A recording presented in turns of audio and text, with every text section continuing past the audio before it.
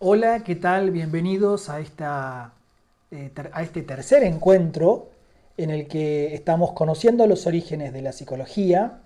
Y en este tercer encuentro vamos a seguir en el mundo griego, ya no en el mundo antiguo, como lo hemos hablado en encuentros anteriores, la edad de bronce, la edad oscura, la era arcaica, sino que vamos a entrar a un periodo nuevo que es verdad, es un periodo muy extenso de muchos pensadores y que vamos a tratar de profundizar en el transcurso de este tiempo, ¿no? De esta presentación.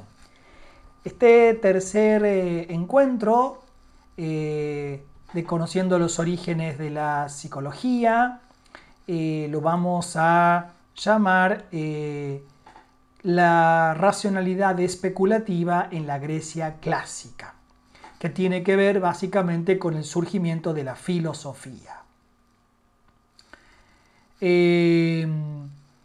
Como ya venimos viendo, esto tiene vinculación con la unidad número 2 de nuestro programa, que tiene que ver con la psicología como una búsqueda de respuesta a la existencia humana. Me parece útil comenzar reseñándoles cuál va a ser la secuencia de esta exposición o qué camino vamos a seguir, nuestra hoja de ruta, digamos, ¿no? Vamos a partir de estudiar un poco, de mencionar a los presocráticos, filósofos como Tales de Mileto, Pitágoras, los llamados protopsicólogos, y posteriormente los filósofos clásicos, Sócrates, Platón y Aristóteles. Vamos a incorporar en este periodo clásico a Hipócrates, el gran médico y el padre de la medicina. Y por último vamos a terminar con el periodo helénico, donde vamos a hablar acerca de las filosofías de la felicidad, como el epicureísmo y el estoicismo.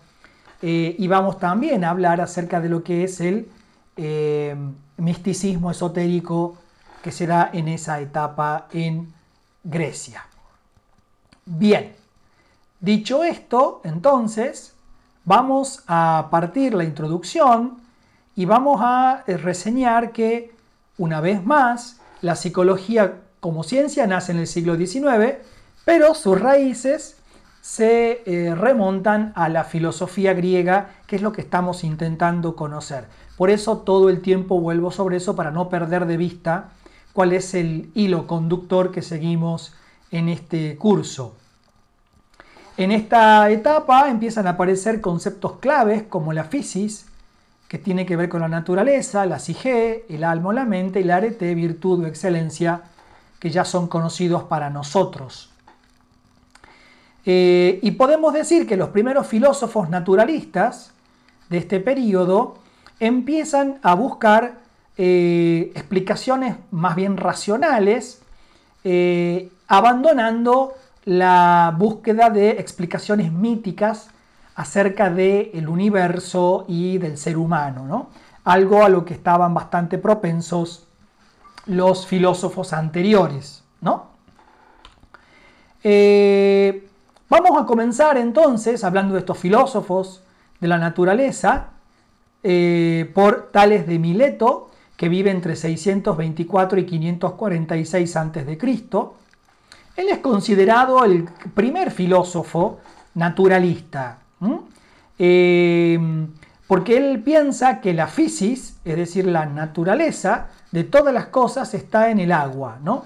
Ustedes recordarán, digamos, algunos conceptos que se estudian mucho en la filosofía, que tienen que ver con los famosos 4 elementos, ¿no? Es decir, cuáles son los elementos o cuál es el elemento que está en la base de todo lo que existe. Los filósofos de la naturaleza, que pertenecen a esta generación, en esta etapa histórica de Grecia, concluían un poco o divergían en algunos casos acerca de cuál eran esos 4 elementos, ¿no? El agua, el fuego, el aire, la tierra. Puntualmente, en este caso, Tales de Mileto plantea que es el agua. Por lo tanto, en Tales de Mileto vemos un aporte naturalista interesante, Porque el mundo puede empezar a explicarse en términos naturales y no recurriendo o excluyentemente a los dioses.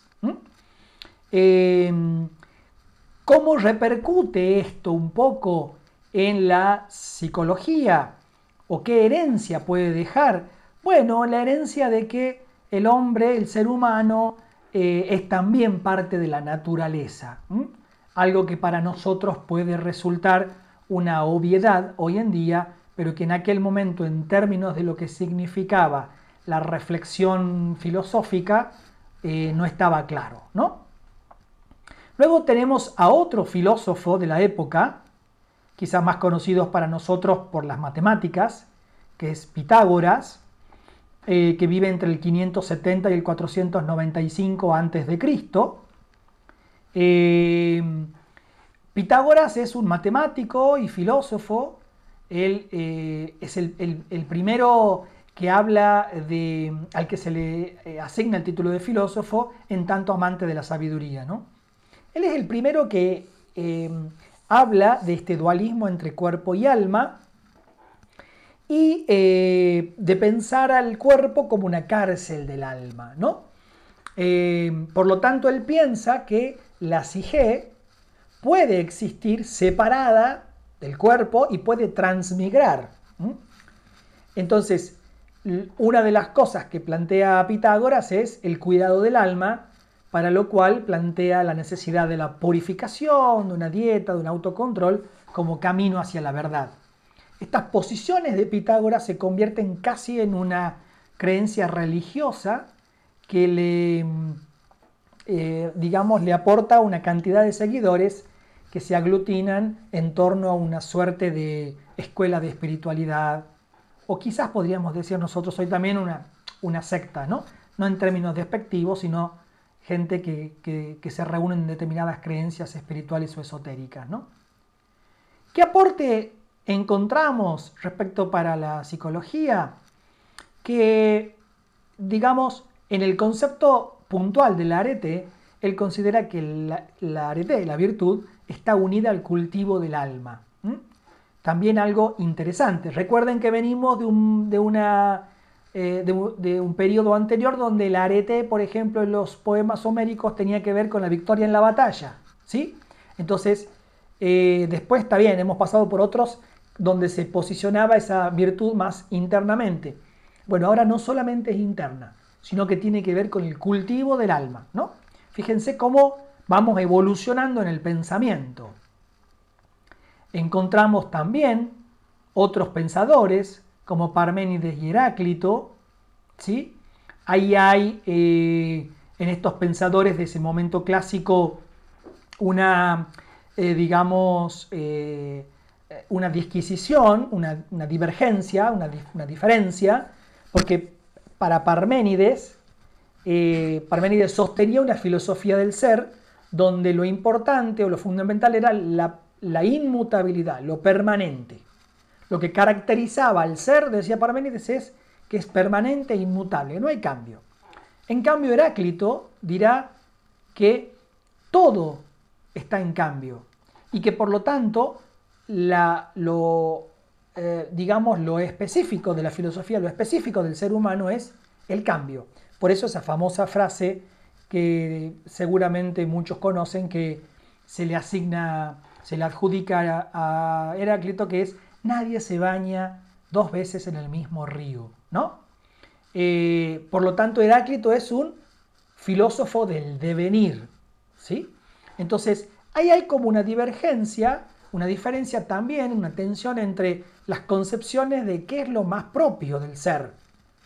La inmutabilidad, el no cambio, diríamos, o el cambio. Y esto aporta a la psicología también algo a la discusión acerca de la apariencia y la realidad, en el sentido de cuán fiables son nuestros sentidos, ¿no? Hoy diríamos nosotros los grandes debates que ya hemos mencionado en el capítulo 1 sobre los debates epistemológicos entre racionalismo y empirismo, ¿no es cierto?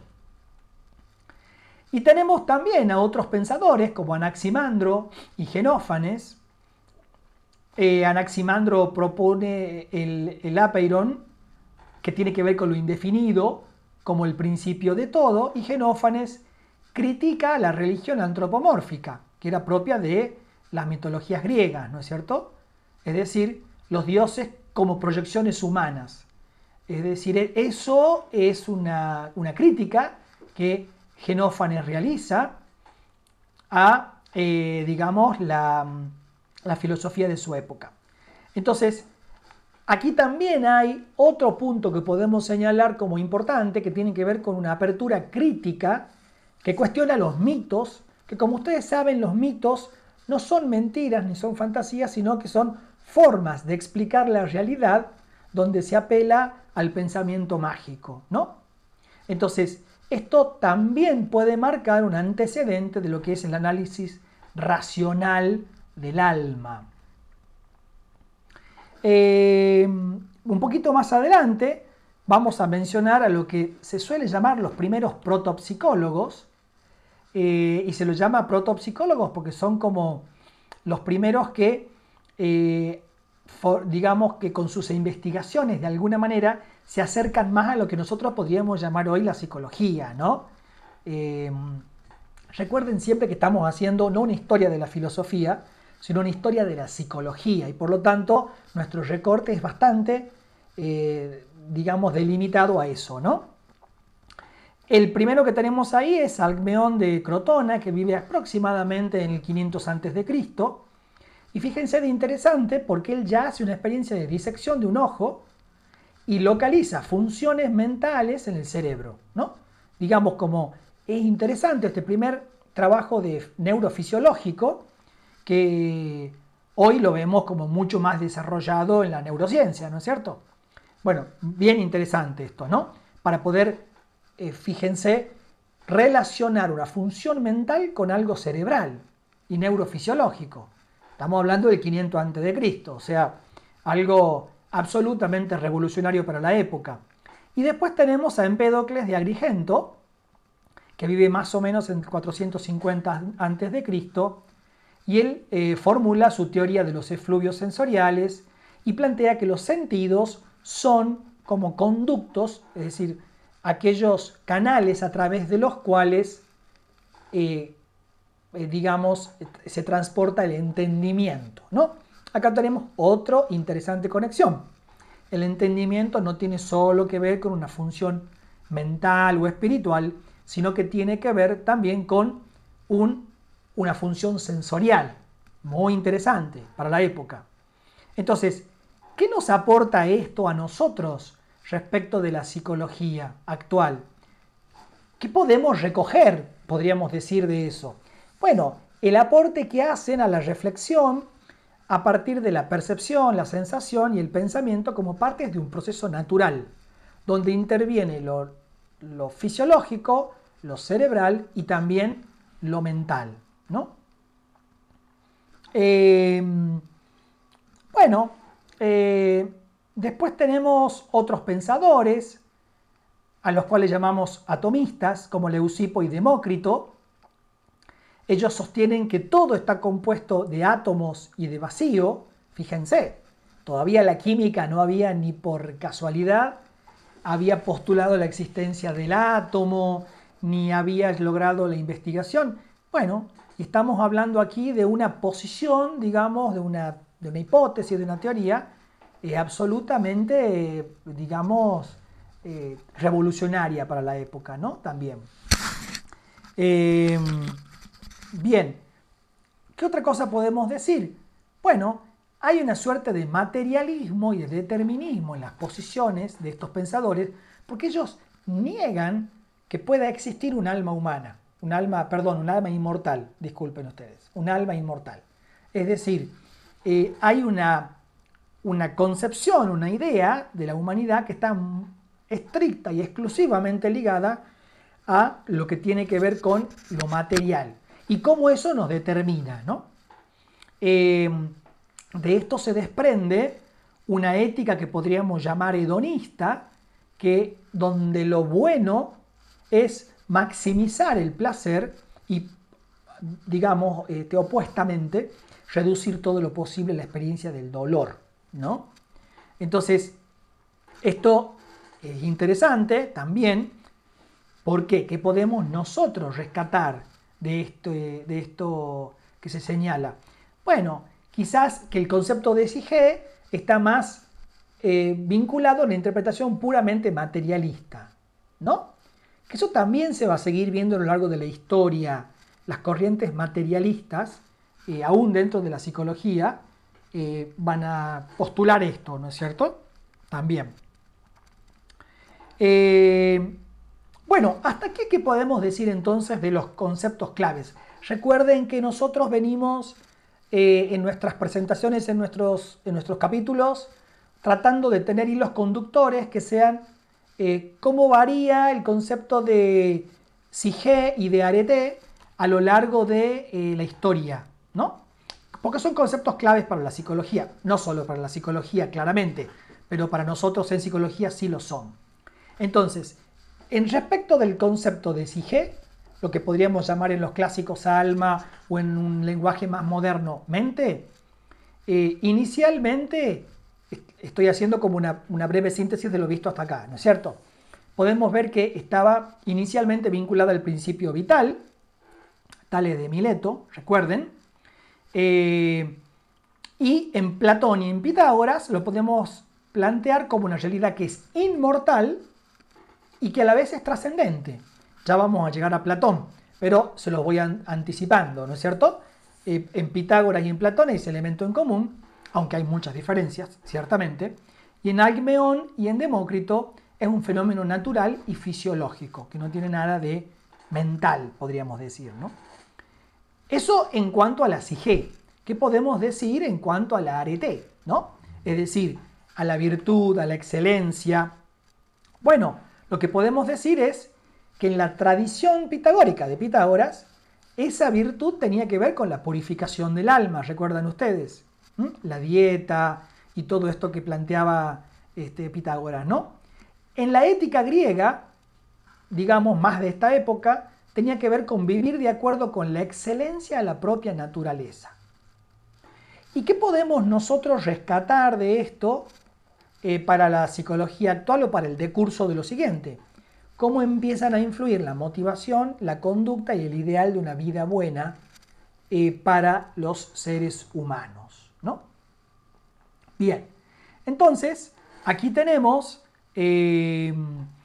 unas fotos que he querido ponerles respecto de esculturas de los filósofos más reconocidos. Todos nosotros los vamos a nombrar a ellos y a otros más. Y no quería dejar de nombrárselos para que ustedes pudieran, digamos, conocerlos un poco, ¿no? Y demostrárselos, sobre todo en las imágenes, ¿no? Que es lo que podemos llegar a ver por sus esculturas. Entramos ahora en lo que nosotros vamos a llamar el período clásico. El período clásico de la Grecia antigua tiene que ver con ese periodo que más o menos abarca desde el 500 al 323 a.C., ¿no? Ahí tienen una imagen majestuosa del Partenón, una cosa muy, muy bonita. ¿Cuál es el contexto histórico y social que marca puntualmente esta época? Bueno, por un lado tenemos las guerras médicas y la guerra del Peloponeso.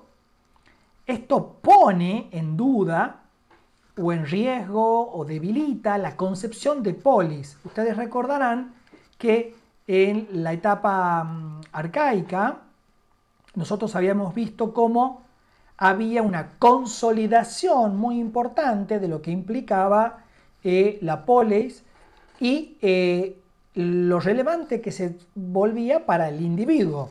Recuerdan que hablamos de las falanges y de que la guerra, que era algo importante para las sociedades de la época, se hacían también poniendo en primer lugar a la polis, ¿no? Y ese sentimiento que los griegos tenían de pertenencia, que no era solo un vivir en un lugar, sino que tenía que ver con una pertenencia identitaria, con una identificación. Recordarán que yo les decía de que por eso hablamos de Tales de Mileto, porque era originario de Mileto, hablábamos de Aristóteles, de esta gira, ¿no? Etcétera. Entonces, eso empieza a entrar en crisis con las guerras que les estoy mencionando. La noción de polis se debilita mucho por las guerras que se dan entre ellos. Y ahí emerge Atenas como el centro cultural, artístico y filosófico de la época, ¿no? Digamos, entonces acá hay como un proceso de transición muy fuerte donde hay una pérdida de centralidad de las distintas polis y una concentración de ese interés en lo cultural, en lo artístico, en lo filosófico y también en lo político en Atenas, ¿no? Este es el trasfondo, un poco, que está en torno a la vida y a la obra de Sócrates y de Platón, ¿sí? Esto es muy importante porque a veces podemos pensar de que el contexto social era, digamos, tranquilo, agradable y no lo era en ningún sentido, ¿no? En esta concentración que se da en, digamos, lo que implica Atenas, recordemos que seguía siendo importante la participación política, porque la participación política, la participación ciudadana en la polis, que se hacía a través de la política, era muy importante y se hacía en los lugares de debates públicos. Pero ¿qué hacía falta para poder participar? Bueno, además de cierto conocimiento político, retórica, poder y saber hablar. Así es que surgen los famosos sofistas, que tienen mala fama por su disputa y su pelea con Sócrates, y que son finalmente los que llevan a la muerte a Sócrates, ¿no es cierto? Pero en principio, la función de los sofistas, de alguna manera, era preparar a los oradores y a los que se estaban formando para servir a Atenas a través del gobierno, de la política, enseñándoles la retórica, ¿no? Es decir, esa primera función es como importante porque son los que adoctrinan a los ciudadanos para que puedan ejercer la ciudadanía y la participación política en plenitud, ¿sí? Esto es, diríamos nosotros, como la primera, la intención buena con la que surgen y nacen los sofistas, ¿no es cierto?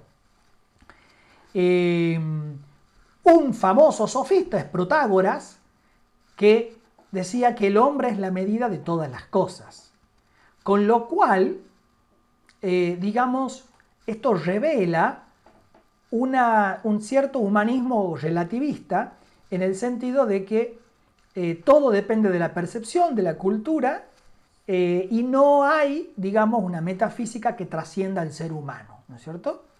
Entonces, si el hombre es la medida de todas las cosas, todo está o tiene que ser, digamos, como visto desde la concepción del ser humano, ¿no?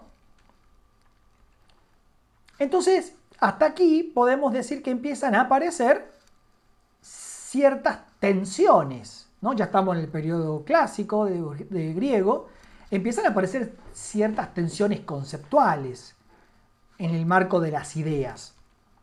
Por un lado, tenemos esta divergencia entre la physis, que es la naturaleza, recuerdan lo que decía Tales, que todo surgía del agua, ¿se acuerdan ustedes? Y el nomos, que es la idea de ley o de convención social. Quiere decir, nosotros podríamos decir hoy cultura, tranquilamente. Entonces, ¿de dónde surge todo? ¿De la naturaleza o de la cultura, podríamos decir? Acá ya empieza a vislumbrarse ese debate que continúa hasta nuestros días, en diversos campos disciplinares. Entonces, la tradición, ¿no?, hasta aquí, venía considerando que physis y nomos eran equivalentes, ¿no? Es decir, que la ley tenía que ver, la ley de ordenamiento tenía que ver con la naturaleza. no había una dicotomía, no había una separación. Pero a partir de los sofistas, las leyes empiezan a ser vistas como simples o meras convenciones humanas, como meros acuerdos entre seres humanos, que no tienen nada que ver con la naturaleza. Entonces, aquí nosotros podemos encontrar un antecedente muy interesante, yo lo decía hace unos segundos, un antecedente interesante del debate naturaleza versus cultura en la psicología, ¿no? Estos son debates que se dan en muchos campos, inclusive en campos teóricos de cuando se intenta explicar la personalidad humana. ¿Qué es lo que juega un papel más preponderante? ¿Lo heredado, lo congénito o lo adquirido? ¿No?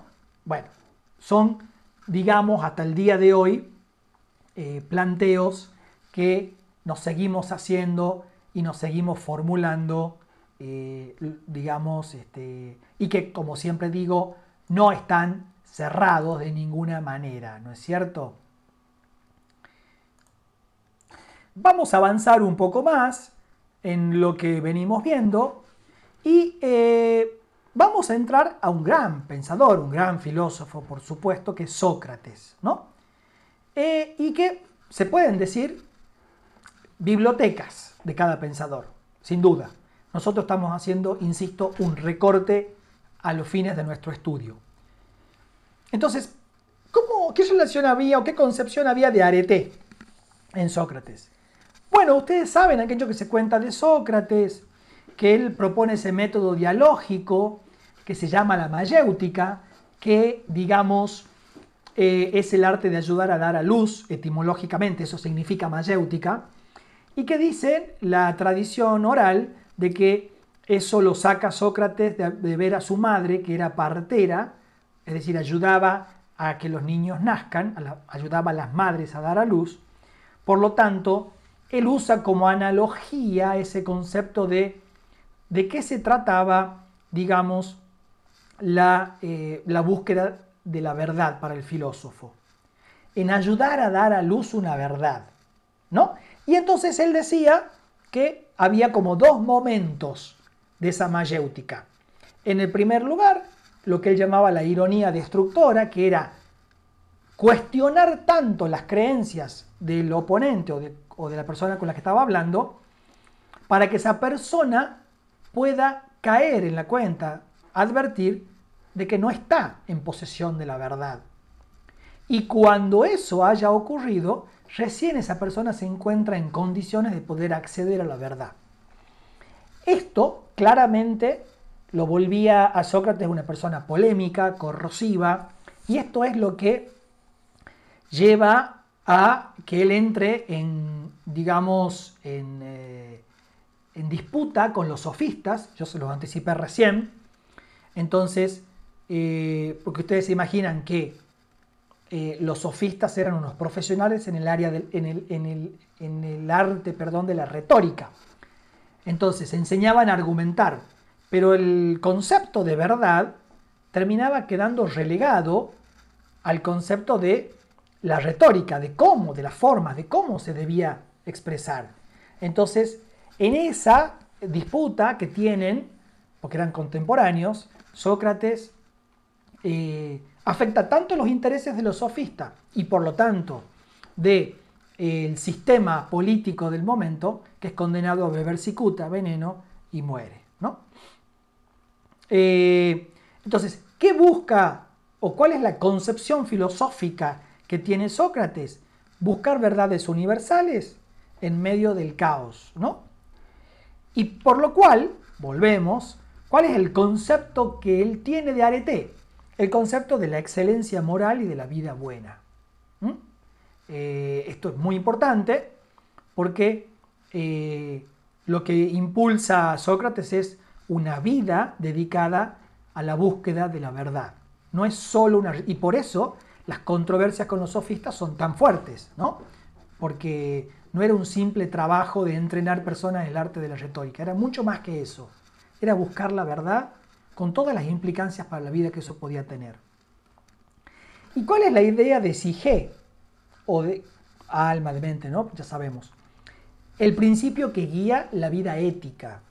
la filosofía socrática es una filosofía fuertemente ética, ¿no? No olvidemos eso. Entonces, si nosotros volvemos un poquito respecto de esta controversia entre sofistas y Sócrates, podemos sacar algunas de las cosas que podemos nosotros, digamos, enriquecer la comprensión psicológica muchos siglos después, ¿no es cierto? Por un lado, ¿qué podemos sacar de los sofistas?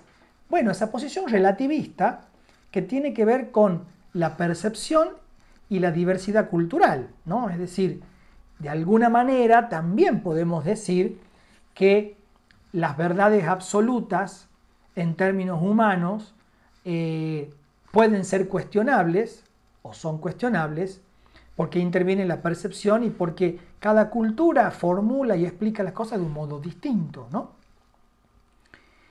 Y respecto de Sócrates podemos tomar este examen crítico que él propone de la psique, es decir, este ejercicio de caer en la cuenta que no tengo la verdad en mi poder y que entonces sí tengo que predisponerme a buscarla, es también algo que puede ser muy, muy presente para lo que son hoy las, digamos, los avances en psicología, ¿no?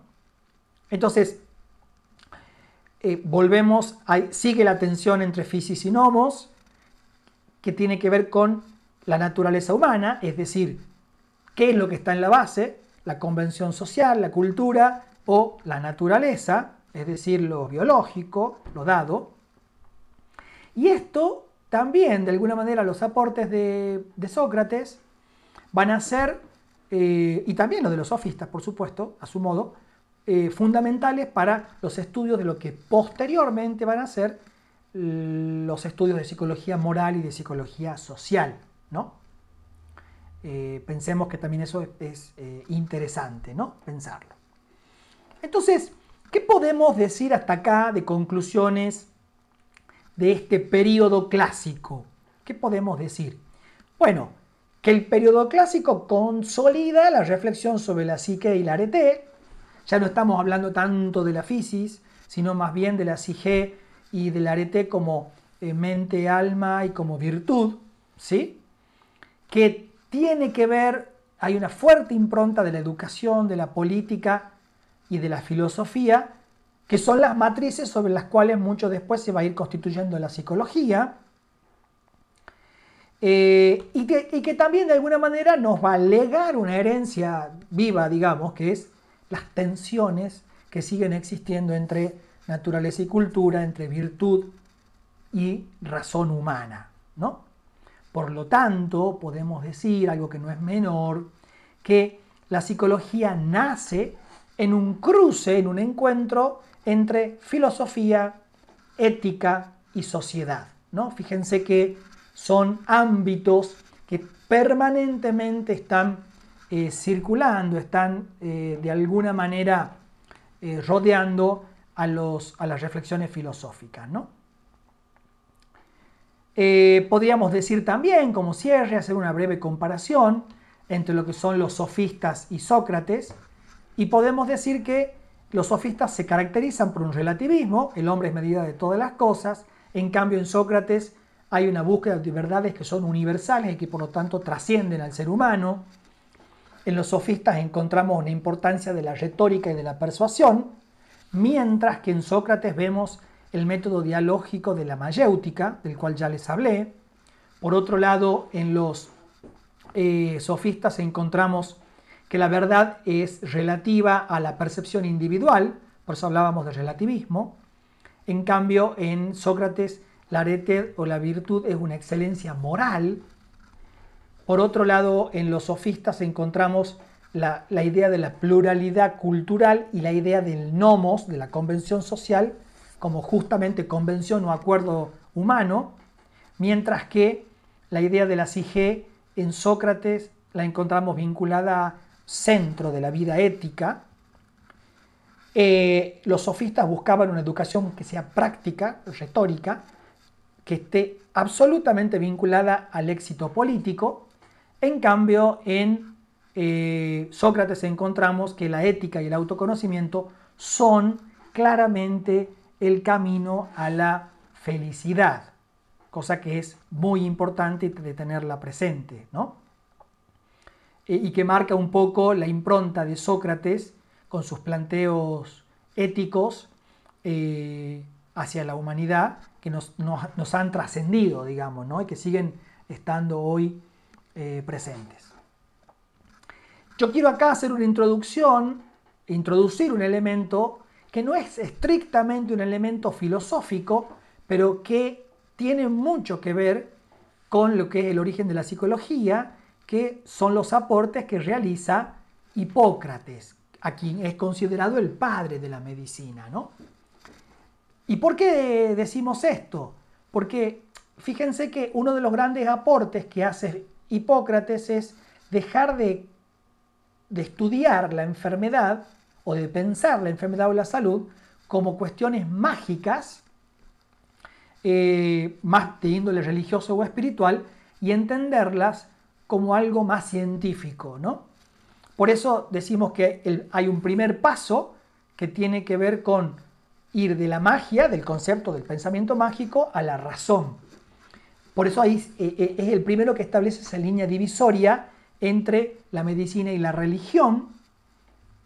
Hipócrates es originario de Kos, vive entre el 460 y el 370 a.C. y es hasta el día de hoy incluso considerado el fundador de la medicina científica, ¿no? Entonces, con Hipócrates se inicia una etapa nueva en la medicina que es dejar atrás las supersticiones, donde la enfermedad podía ser considerada una influencia maligna, una influencia de algún otro tipo de ente no humano, pensarla en términos científicos o en términos racionales. No en términos científicos de la ciencia que conocemos hoy, pero sí en términos de racionalidad, ¿no?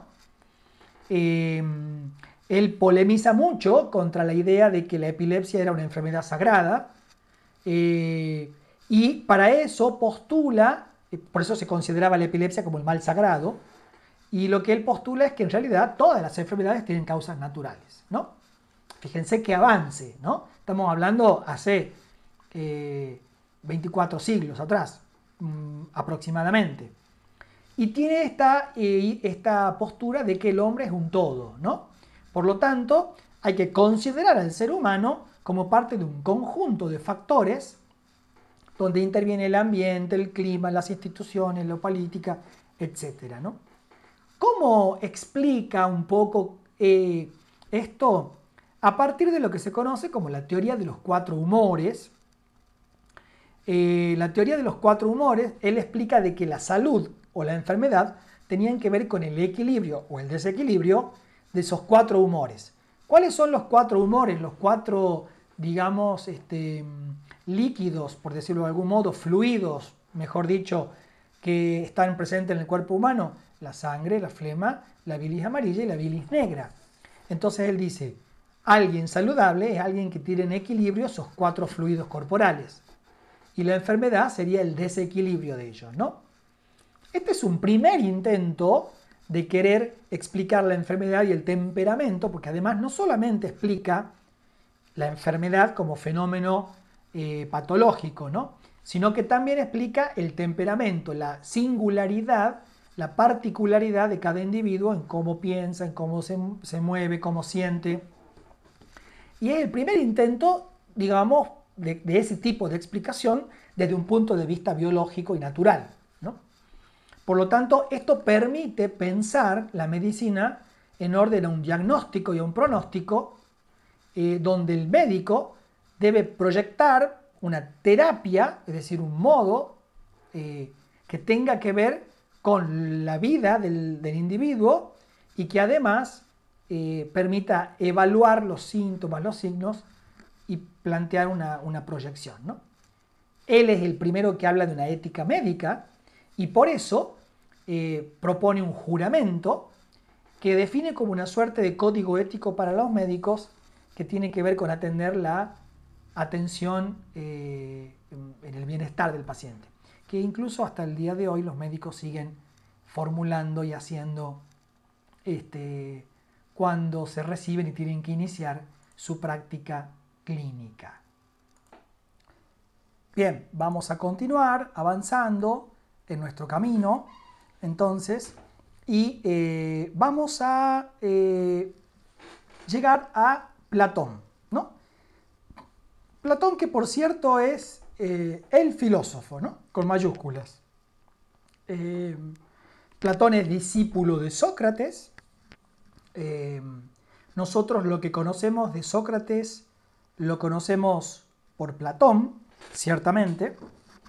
Sócrates no escribió nunca un libro y lo que conocemos y que lo llega escrito es a través de Platón. Vive entre el 427 y el 347 a.C. Ahí hay un error, les pido disculpas, un error tipográfico.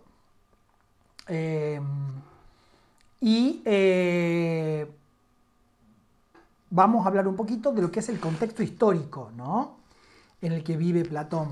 Porque Platón es el ciudadano ateniense por excelencia, ¿no?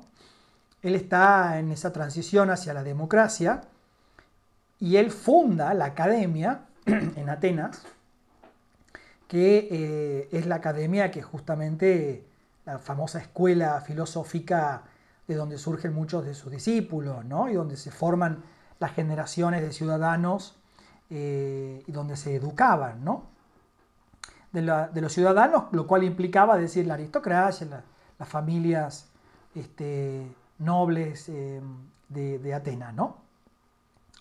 Sin embargo, también es cierto decir de que hay experiencias políticas que son frustrantes porque hay un golpe de estado familiar que a él lo afecta.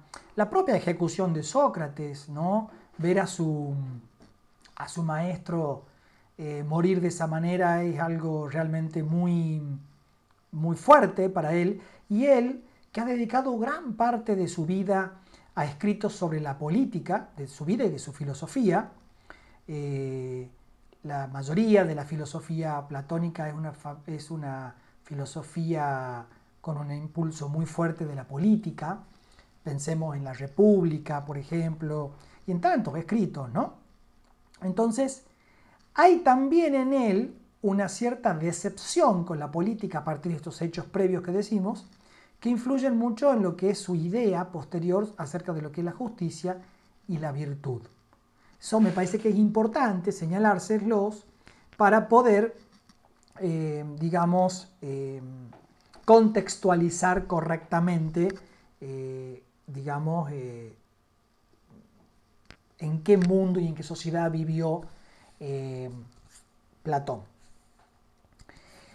Les propongo volver un pasito para atrás para recordarnos qué pensaba Sócrates sobre la arete y la virtud.